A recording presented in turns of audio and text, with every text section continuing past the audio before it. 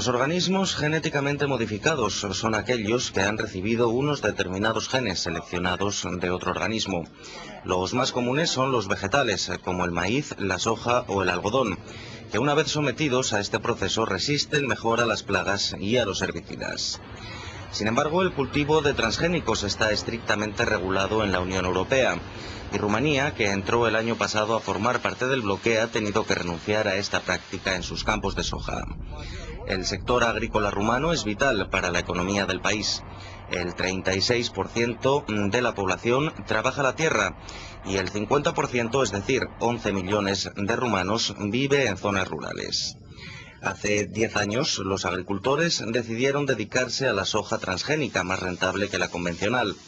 Y en 2006, este cultivo ocupaba una superficie oficial de 130.000 hectáreas, divididas en pequeñas explotaciones de 1, 2 o 3 hectáreas cada una. Adrián Radulescu representa una asociación de agricultores que posee el 30% de las tierras cultivables del país, y según cuenta, el paso de la soja transgénica a la convencional tendrá graves consecuencias económicas para él y sus compañeros, a pesar de los 250 euros por hectárea que les da el gobierno para reconvertir su actividad. Hemos recibido un buen mazazo económico porque en los últimos años habíamos dedicado casi 200.000 hectáreas al cultivo de soja transgénica.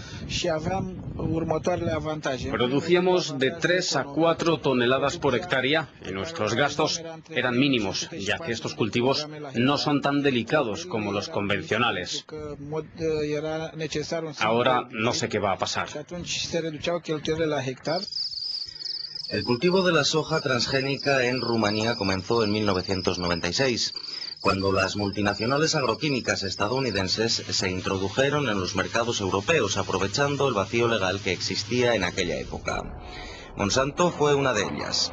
Al tiempo que vendía semillas modificadas genéticamente, también colocaba sus herbicidas. 2 meses después de su adhesión a la UE, ¿está Rumanía cumpliendo con las normas europeas? Los ecologistas aseguran que no.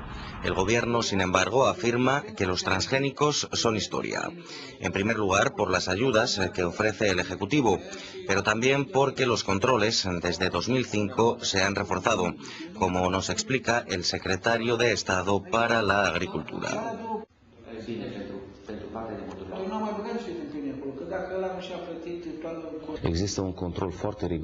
Los controles que llevamos a cabo son fuertes y rigurosos y se basan en un registro nacional donde figuran todas las explotaciones y los productos que se cultivan en cada una de ellas.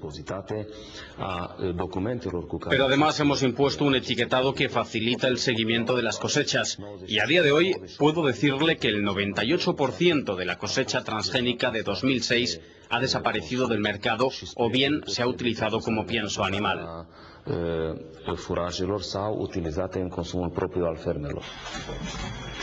Los representantes rumanos de Greenpeace sostienen, sin embargo, que los controles gubernamentales son ineficaces y aseguran que existe un mercado negro de semillas transgénicas cada vez más preocupante. Queremos que el gobierno erradique la soja transgénica de nuestros campos, pero también exigimos que se comprometa a acabar con el maíz genéticamente modificado porque es más peligroso aún que la soja. La polinización del maíz es más agresiva y si lo plantamos en una explotación puede pasar a otra que esté al lado y continuar avanzando. El riesgo es enorme porque Rumanía es además el principal productor de maíz convencional de Europa. Sin embargo, el cultivo de maíz transgénico Monsanto 810, el que se planta en Rumanía, ha sido autorizado recientemente por las autoridades europeas, lo que quiere decir que el gobierno rumano no tiene la obligación de prohibirlo. Ahora bien, podría hacerlo como han hecho Hungría y Austria, acogiéndose al principio de precaución, lo que nos da una idea de lo complejo que resulta aplicar las directivas comunitarias. Con la soja transgénica ocurre algo parecido. En la UE está prohibido cultivarla, pero no importar semillas para utilizarlas como pienso animal. De hecho, en 2005 los países del bloque comunitario importaron más de 36 millones de toneladas de soja transgénica con este fin, principalmente de Estados Unidos, Brasil y Argentina, los 3 grandes productores mundiales. En lo que al cereal se refiere, la producción rumana es 2 veces inferior a la de los 15 primeros miembros de la UE. A pesar de la importancia que la agricultura tiene en este país, en Bruselas solo piensa concederle el 25% de las ayudas directas que cobran el resto de los estados europeos. Según la Comisión, Rumanía aún no está preparada para gestionar más dinero. Una opinión que no todos comparten, como este experto agrícola. Los agricultores rumanos tienen un nivel de equipamiento tecnológico que les impide competir con los países del oeste.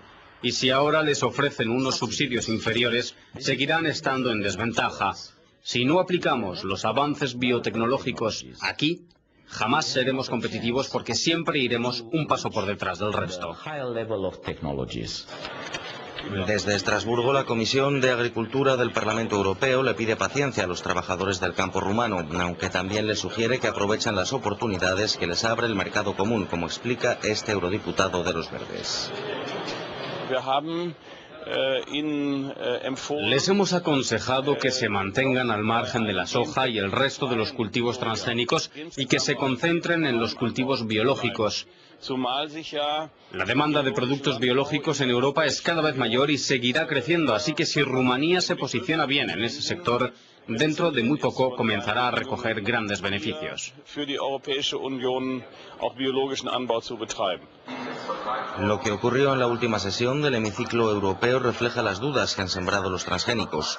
Tras un larguísimo debate, la Eurocámara ni siquiera votó el informe que debería haber definido la política europea al respecto. Este eurodiputado socialista no se explica por qué. Enviarlo de nuevo a la Comisión de Agricultura era lo mejor que podíamos hacer con este informe, porque ni siquiera allí había sido bien acogido. Lo aprobaron por 22 votos a favor, 15 en contra y 6 abstenciones. Era un informe que no estaba claro y además era tendencioso. Debería haber versado sobre la biotecnología en general y no tanto sobre los transgénicos. De hecho, por eso lo rechazamos. Por el momento nadie ha conseguido demostrar que los alimentos transgénicos sean perjudiciales para la salud, pero tampoco hay pruebas científicas de su inocuidad a largo plazo, lo que alimenta la incertidumbre. Afortunadamente los europeos pueden elegir. Si un producto contiene más de un 0,9% de restos transgénicos, su etiqueta debe indicarlo de manera inequívoca.